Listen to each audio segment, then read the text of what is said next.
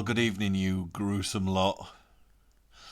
I was thinking recently about something reminded me of my grandma and granddad's house, and they had an open fire, one downstairs and one upstairs. And it just popped into my head randomly. And I was reminded of this story, and I seem to remember it was a good story, so I've dug it out, and I think it's a pretty good story, this one. It's by Dorothy Haynes, who was a Scottish writer, who mixed horror with a lot of ideas behind Scottish and Irish folklore. And it's in tiny writing, so it's reading glasses time. So this is called The Boorees by Dorothy K. Haynes. I remember when I was very young, I used to sit on the fender and listen to the Boorees. I was very afraid of the Boorees. They lived high up in the chimney, away up where it narrowed to a round O, like the end of a tunnel. All summer, when the fire was low, blown up only for cooking and damped down again between meals, they kept quiet, squatting on sooty ledges, with their feet tucked in and their heads on their knees, half asleep. When autumn came and we stoked the fire and gales swept through the air was full of leaves, the Boorees wakened and stirred. At first they only muttered a little and sent a patter of soot down onto the boiling pots, but later they seemed to grow stronger and more angry. Winter saw them howling and roaring, and sometimes Spot, our old dog, would turn up the whites of his eyes and growl before he settled back down to sleep again. "It's all right," said my mother when I inched away. "It's only the Boorees. They won't do you any harm." I found this hard to believe. Creatures who wailed and roared like that were fearsome things. "What do they do?" I asked my mother, and she said, "Well, they don't do anything, as long as you behave yourself. They're just there." "And are there Boorees in all chimneys?" "Oh yeah, even when there's no fires." "Yeah, that's right." I did hope she'd say no. The room where I slept was a wee box of a place with a tiny grate which was never lit because of something called backsmoke. This meant that smoke blew down the cold chimney from someone else's fire. "It's the Boorees again," said my mother, bringing in a paraffin stove when the nights were coldest. And I pictured them craning malevolently, sucking in deep gulps from other chimneys and blowing it into our room like an evil breath. Once my sister upset fat on the kitchen fire, and the chimney went up ablaze. Then the Boorees were angry.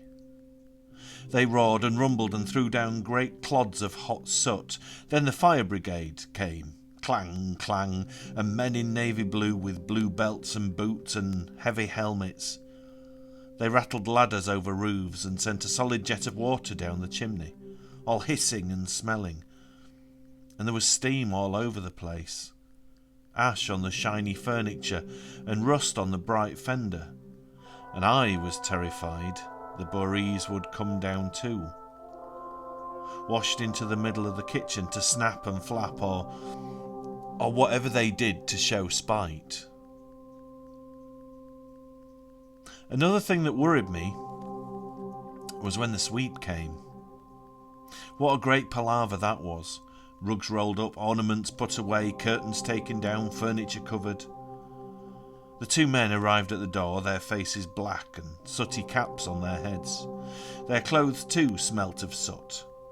They had black cloths with them. Dreadful black cloths that they unrolled at the hearth. "Are you going to clear the Boorees out of the chimney?" I asked them once, and they laughed and said, "Aye, that's what they were going to do." I was never easy after that. I wanted them to take the Boorees away, but I didn't want to anger them. They must have been angry.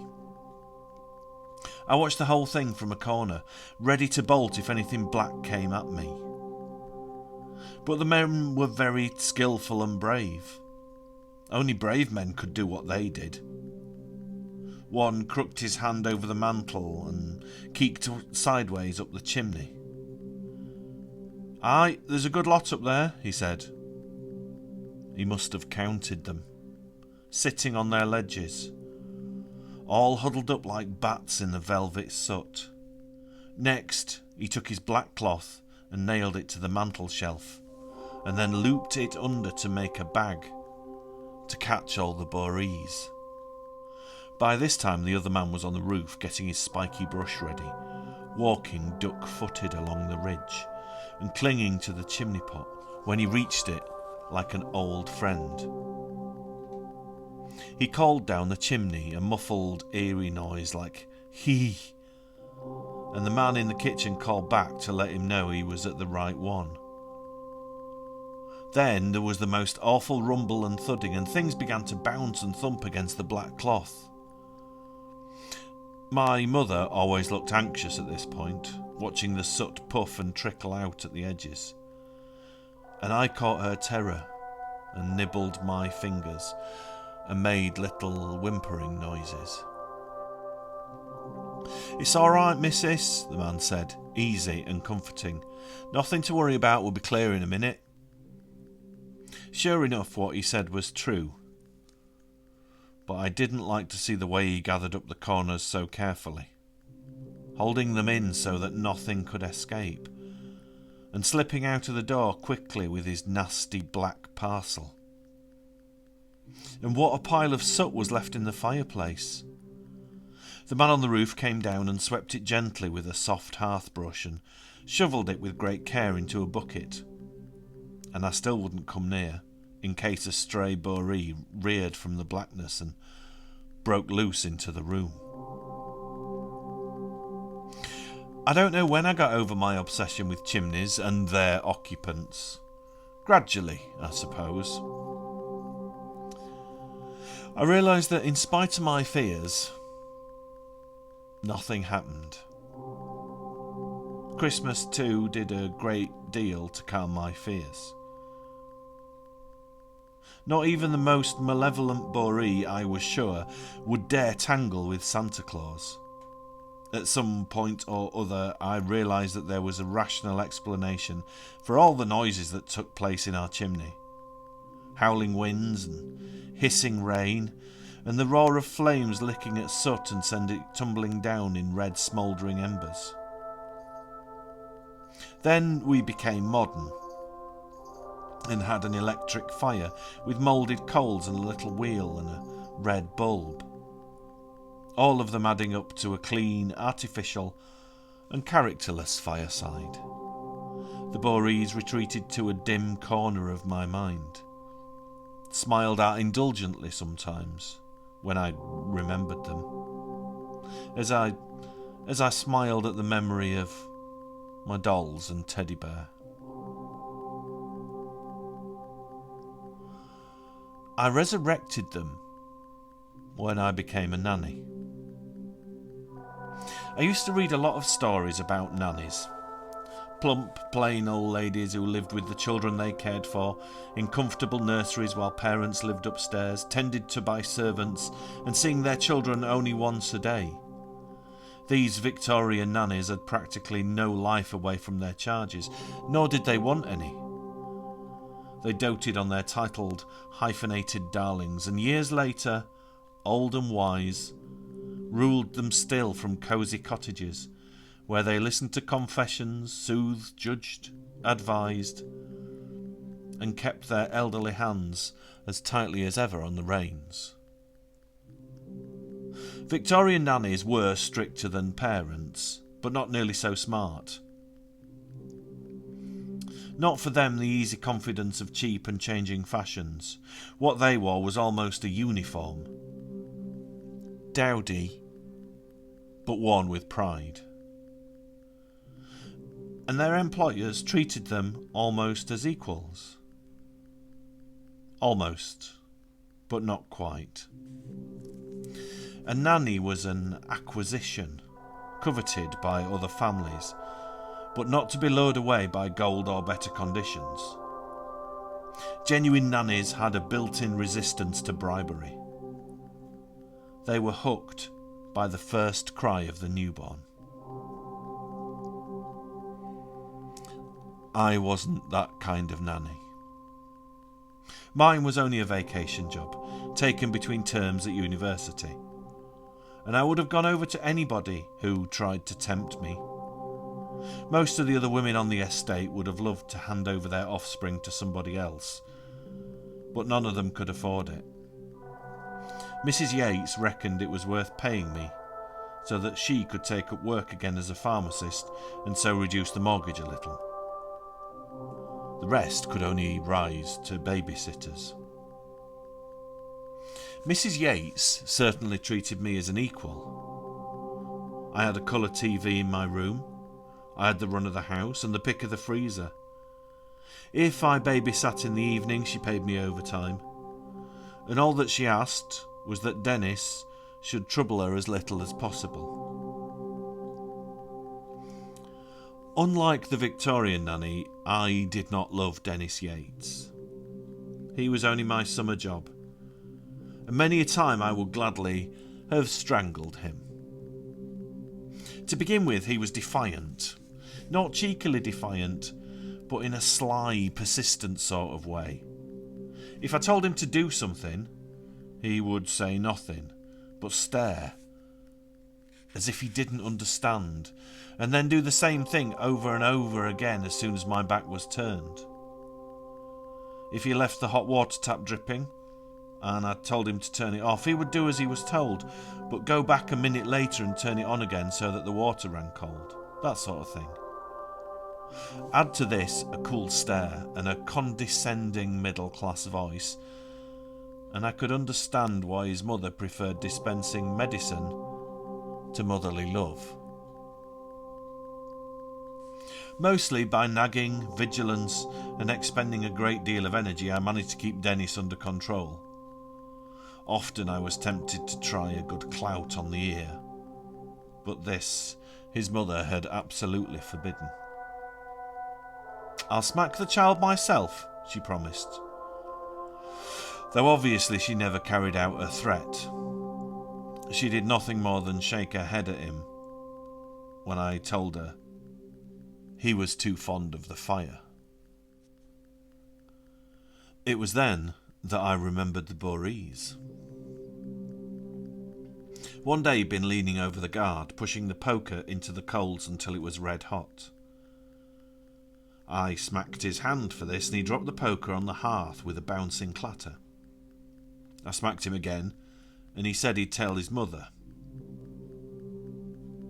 10 minutes later, when the poker was cool, he was at it again. "Distract his attention," said all the articles I'd read about this problem. "Give him something better to think about." So I put away my ironing, sat down by the fire, and with my arm around him, I told him about the Boorees. All the time I kept my voice down. I told him the bare facts as dispassionately as I could. "The Boorees live in the chimney," I said. "Way up high in the chimney when the weather's warm. But in the winter they come down, lower and lower, so they can feel the heat. They like to be warm, but not too hot. That's why they don't like you to poke the fire and make the flames shoot up." "What are they like?" he asked, interest springing up in spite of himself. Well, I hesitated. Black? They would be, of course, living among the soot.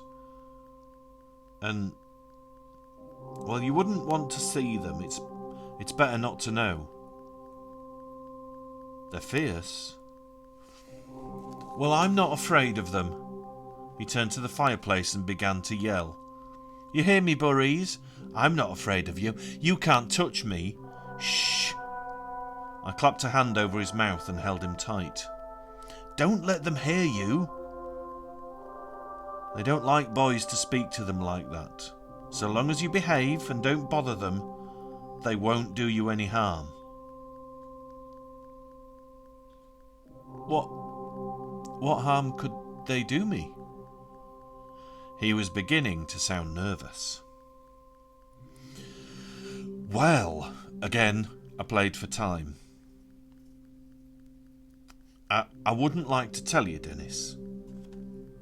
You wouldn't be able to sleep at night worrying about it. You just be a good boy and you've got nothing to worry about.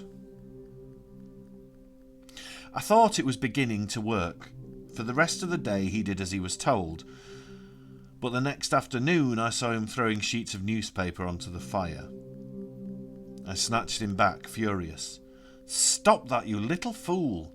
Do you know what you're doing? You'll burn the Boorees' feet. But the flames won't reach up. Yes, they will.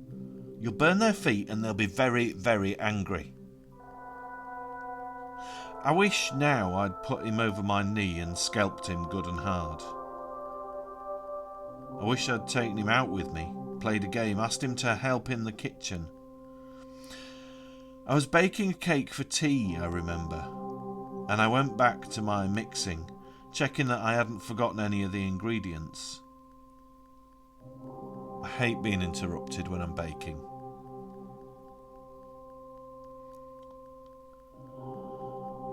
I'll never forget the screams that came a moment or so later. Leaving everything, I rushed in, sticky hands and all. I don't want to tell about it. I don't think anyone should ever see a sight like that. Dennis was a mass of flames. Big forked flames shooting 6 feet over his head. And the whole blazing, screaming thing whirled round and round like a top. But that wasn't the worst of it. All around him stood the Boorees. The Boorees I'd once believed in and called up again for the sake of a few minutes' peace.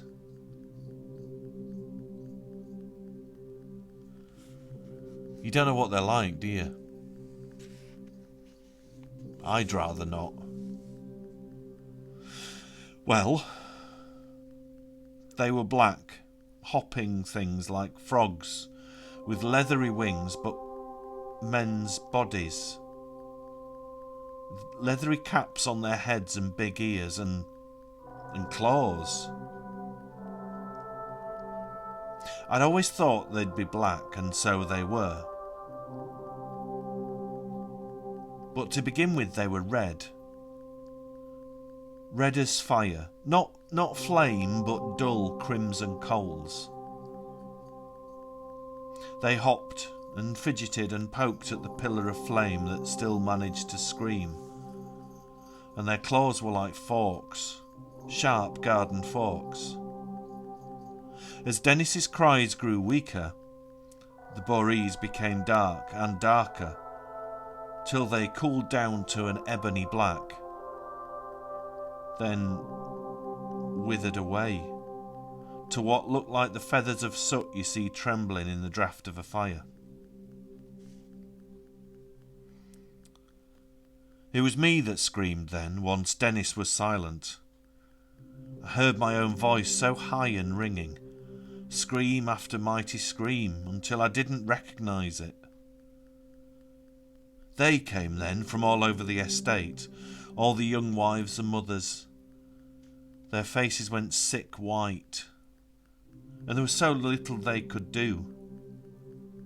The fire brigade arrived, but there was no fire to put out. The doctor came, but it was too late. Mrs. Yates, I don't remember her coming. But by then some of them had taken me away and sat with me till the doctor stuck a needle in my arm and everything went black as the Boorees I kept screaming about. I never went back to university. What was the point? I didn't want to be a teacher, and let's face it, nobody would have employed me.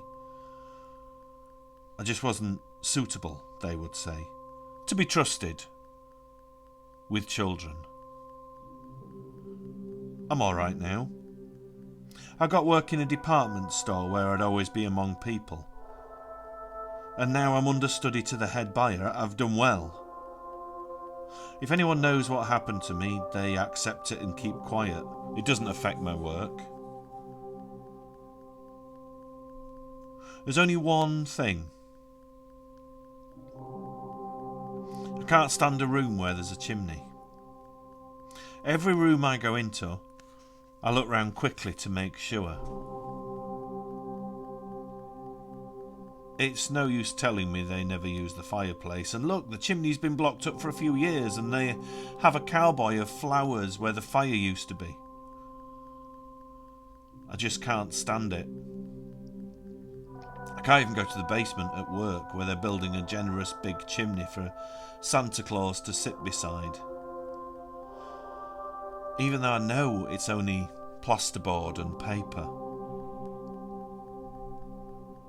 And I wouldn't want to see the children anyway. Demanding little boys with middle-class voices. I know what I hope nobody else will ever find out. How loud a child like that can scream. I think that's pretty harsh for a lady born in Victorian times.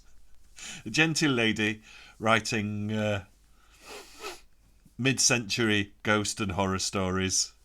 And it's a bit gruesome. So, thank you for joining me. And I hope you're all staying safe and well. And I'm sure we'll all be able to get back together and do stuff as a group of people soon. No more just being on your own. Thank you for watching, and I'll see you good folks next week.